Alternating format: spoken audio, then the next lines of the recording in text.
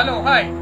Sekarang ni saya berada di Rawang Bypass, di mana laluan ni dibuka pada 30 November tahun 2017, di mana di awal pembukaan laluan ni bermacam-macam siri kemalangan yang terjadi di sekitar sini. Dan mengikut beberapa kepercayaan, di mana di sekitar jembatan ni ataupun di bawah jembatan tu ada penjaga. Dan hari ini saya akan turun dan lihat sendiri apa yang ada di bawah sana. Terima kasih.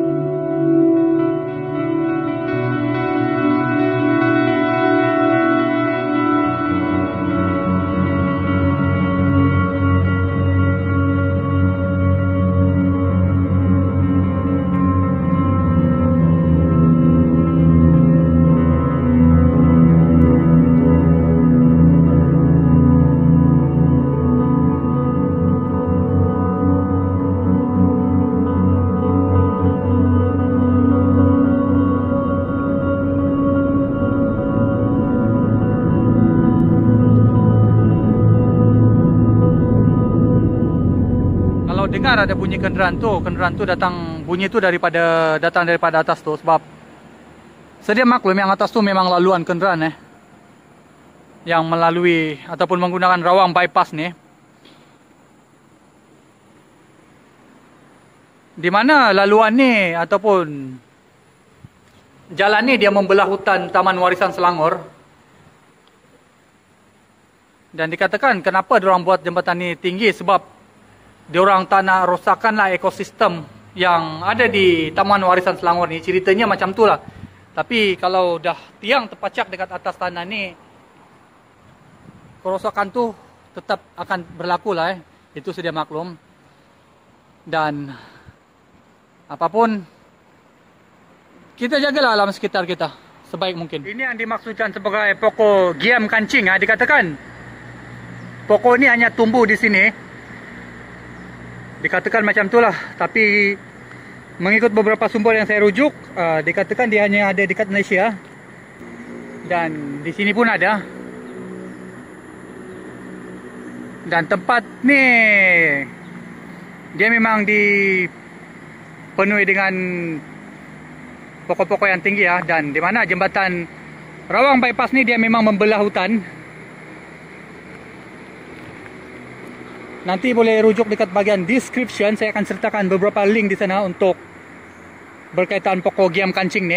Ada yang kata dia hanya tumbuh di Malaysia dan di sini, di Rawang Selangor ni, di hutan kancing Saya dah turun dekat bahagian bawah ni pun masih terasa tinggi juga lah tempat ni. Boleh tahan tinggi juga sebab permukaan tempat ni yang memang bukit Saya akan teruskan perjalanan saya menuju ke sana untuk mencari Datuk Gong.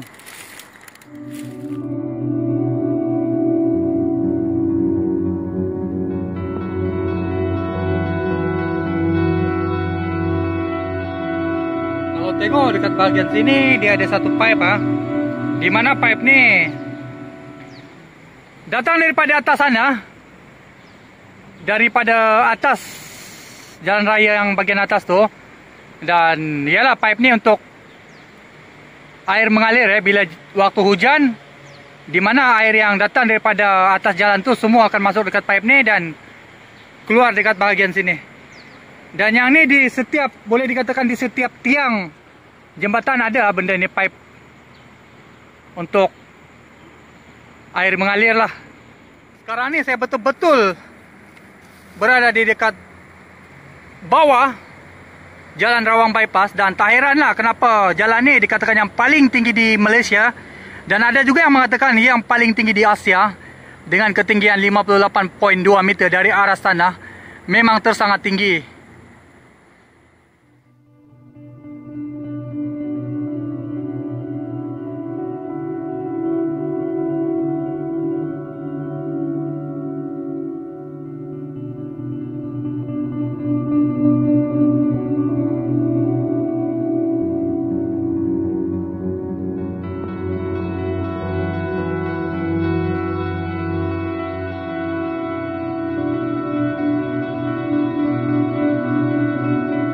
Setelah jauh saya berjalan dekat bawah ni dan tiang demi tiang saya mencari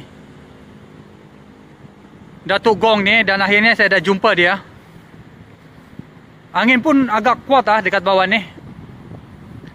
Ini dia Datuk Gong ataupun The Spirits of Land, mengikut kepercayaan masyarakat Cina. Di mana kepercayaan ini bermula, segalanya bermula pada awal abad ke-19 apabila berlakunya kedatangan masyarakat Cina ke Nusantara pada ketika itu dan mereka datang juga dengan membawa kepercayaan dan budaya masing-masing, di mana diorang percaya yang Datuk Gong ni ataupun Datuk Melayu ada setengah juga masyarakat Cina menggelar dia ni sebagai Datuk Melayu, di mana dia menjagalah dekat sesuatu kawasan tu daripada sebarang masalah. Biasanya Tudi Gong ni ataupun Atok Melayu, dia ada pegang satu keris dekat bahagian sini tapi yang sekarang ni saya tengok keris ni tak ada dekat sini.